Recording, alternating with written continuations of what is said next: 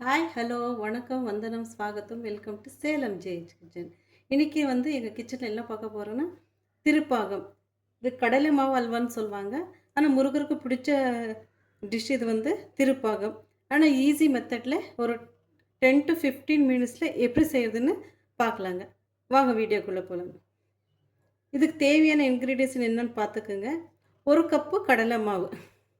ஒரு கப்பு கடலை மாவுக்கு வந்து 1 1/2 கப்பு சர்க்கரை எடுத்துருக்குறேங்க நான். அதுக்கப்புறம் வந்து முந்திரி 3/4 கப்பு எடுத்துருக்கிறேன்.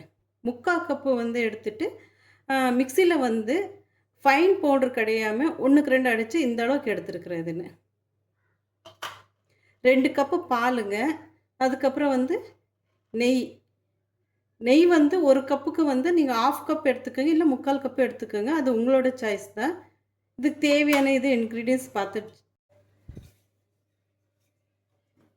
கடலை மாவு நல்லா வந்து அந்த பச்சை வாசனை போகிற வரைக்கும் எடுத்துக்கணுங்க. லோ ஹீட்டில் தான் வச்சுருக்காங்க இதுன்னு. ஹை ஃப்ளேமில் மட்டும் வச்சிடாதீங்க, இதுன்னு தீஞ்ச வாசம் வந்துடும். இதுன்னு பக்கத்துலேருந்தே வந்து நம்ம வந்து பார்த்துட்டே இருக்கணும். இதுன்னு கட்டி இல்லாமல் வந்து நல்லா வந்து எடுத்துக்கணுங்க.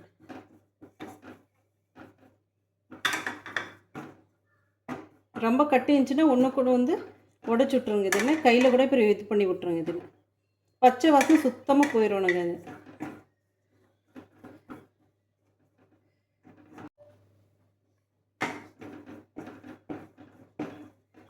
கடலமாவு வந்து நல்லா அந்த கலர் சேஞ்ச் ஆகிறவங்களுக்கு நம்ம நல்லா இது பண்ணி எடுத்துட்டோன்னா அதுக்கப்புறம் வந்து 10 நிமிஷம் கழித்து ஆற விட்டுருவோணுங்க. ஆற விட்டுட்டு தான் வந்து நம்ம பால் வந்து கலக்கணும். நீங்கள் சூடாக இருக்கும்போது வந்து கலந்துட்டிங்கன்னா வந்து கட்டி ஆயிரும். அப்புறம் வந்து அது வந்து திருப்பாக நல்லா டேஸ்ட்டாக இருக்காதுங்க. அதுன்ட்டு ஃபுல்லாக வந்து கடலமாவு வந்து ஆற விடணும். இதுன்ட்டு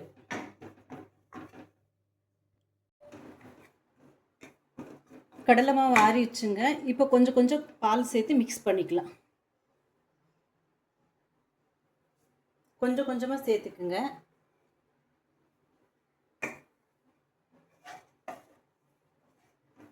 மிக்ஸ் பண்ணிட்டு தான் கேஸ் வந்து பற்ற வைக்கணுங்க.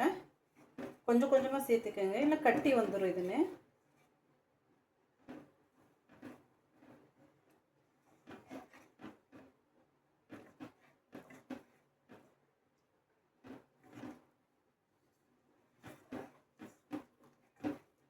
ஃபஸ்ட்டு ஒரு கப்பு பால் போட்டுட்டு நல்லா மிக்ஸ் பண்ணிவிட்டு அந்த கட்டி இல்லாமல் இது பண்ணதுக்கப்புறம் நெக்ஸ்ட்டு இன்னொரு கப் பால் மிக்ஸ் பண்ணணும்.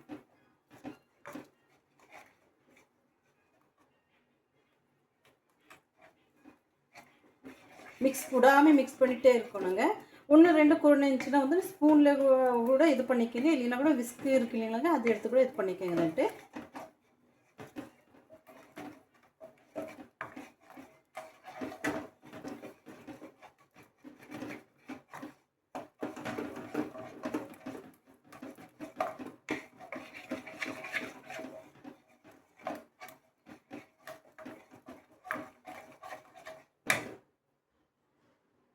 இப்போ இன்னொரு கப்பு மிக்ஸ் பண்ணுறேன். கொஞ்சம் கொஞ்சமாக ஊற்றிக்கலாம்.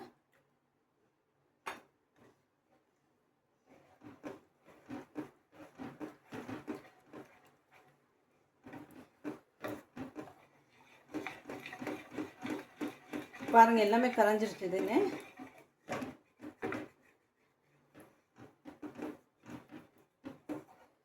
இப்போ எல்லாமே ஊற்றிக்கலாம் பால்.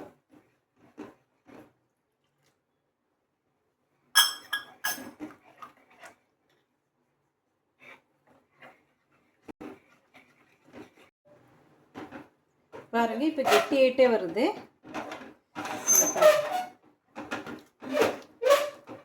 விடாமல் கிண்டிகிட்டே இருங்க. இந்த ஸ்டேஜில் தான் சர்க்கரை வந்து மிக்ஸ் பண்ணணும். நான் 1/2 கப், 1 கப்பு கடலை மாவுக்கு 1/2 கப்பு எடுத்துருக்குறேன்.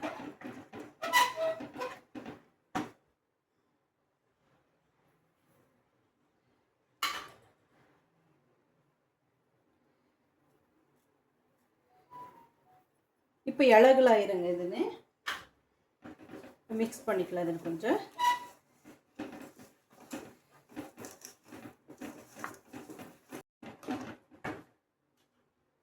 இப்போ வந்து முந்திரி வந்து பவுடர் பண்ணி வச்சது போட்டுக்கலாங்க.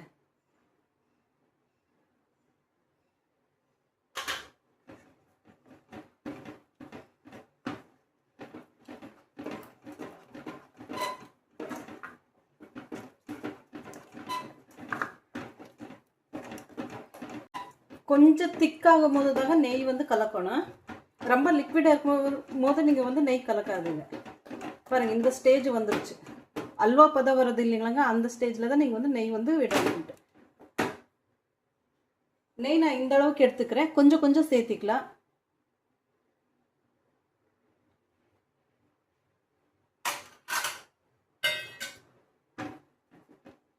ஃபஸ்ட்டு ஒரு 2 ஸ்பூன் ஊற்றிருக்கிறேங்க.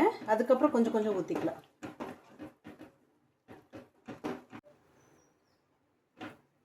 திருப்பாக ரெடி ஆயிடுச்சுங்க.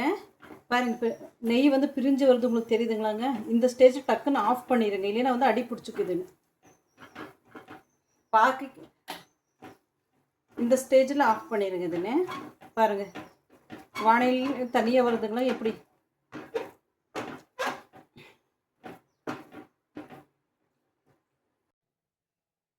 பாருங்கள் எவ்வளோ சூப்பராக இருக்குன்னு பாருங்கள்.